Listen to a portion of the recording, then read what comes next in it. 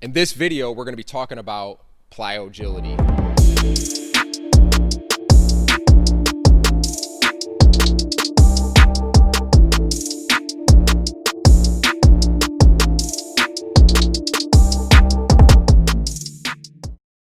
What is plyogility?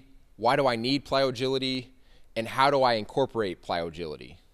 First off, what is plyogility? If you look in the dictionary, you're not going to find it because we kind of made it up, or at least put a name to it. Plyogility is simply combining plyometrics drills with agility drills. Get all the benefits of plyometrics, the power, the explosiveness, the body control, the balance, some coordination, and you're combining it with agility where you're getting all the benefits of footwork and coordination, body control, quickness, reflexes, and you're combining all of these essential components of plyometrics and agility, and you're putting them together. Typically where plyometrics are done in a linear way, where everything is straightforward in this linear plane, agility is traditionally thought to be able to go in all planes of motion, especially moving laterally. Really just taking those two components, blending them together, and you kind of get this new style, which we call plyogility. If you think about the athletes of today and the sports and the way that we play the games today compared to 5, 10, 15 years ago, it's a whole lot different, especially depending on the sport. But everything is on a whole nother level. Everything is quicker, more controlled. The bar has risen. And the bar is also rising in the training and the methodologies and the preparations for the sport. We just need to make sure that these things stay cohesive.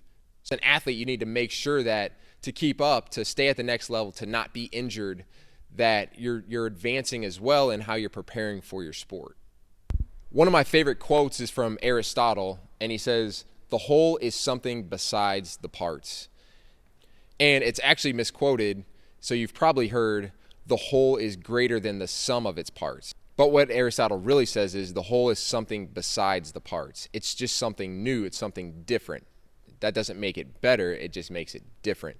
And so one analogy that I like to think through is water. Water has a wet feature to it, and it's made of hydrogen and oxygen. 2 hydrogen atoms, 1 oxygen atom.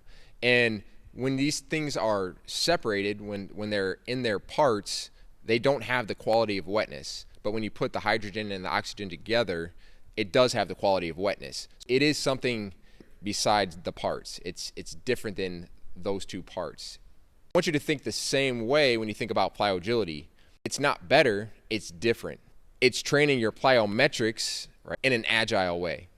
If you're working on your explosiveness, then you're also working on your explosiveness while being balanced and also having body control, right? It's increasing it's giving you explosive coordination instead of just working on coordination and working on explosiveness separate. You work on them together and you get this new quality of explosive coordination, which is what you're going to need. You need to have explosive coordination. You need to have body control with power. I've had plenty of athletes who have plenty of power, but when you don't have the body control and the coordination to do anything with that power, it's not worth as much. In today's world, you have to up the ante of how you're training and how you're preparing yourself, and plyogility is a great way to start that journey. The cool thing about plyogility drills is they're just drills. They can just be added into whatever you're already doing. And you don't need to do so many of them that you're dead tired or it's affecting other areas. It's just an add-on. It's just a sweetener to start to give you some of this athleticism and some of these skills that you may not already have on top of what you're already doing. So you can incorporate them doing 2 to 3 sets. Typically you're going to combine them with another movement or another drill or something else that gets you away from it, and then you're going to come back to it. So you're going to be going through 2, 3, potentially 4 sets. And each set you're typically doing, depending on what you're doing, anywhere in the range of 2 to 5 or 6 reps.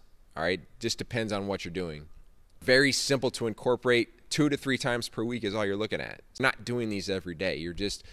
You're adding them into what you're already doing and incorporating training more like an athlete, incorporating training some of the positions and angles that you're maybe going to hit on the field or the court, and incorporating that into your training methodology. If you want to check out our Instagram channel, it's Vertigo1 on Instagram, and we have all sorts of Plyogility drills. If you want to get a good idea of what some of these drills look like and also see how they're performed, we also give the sets and the reps breakdown and kind of what the focus of that specific drill is. That's all on Instagram. So if you want to check that out, hit up our Instagram page.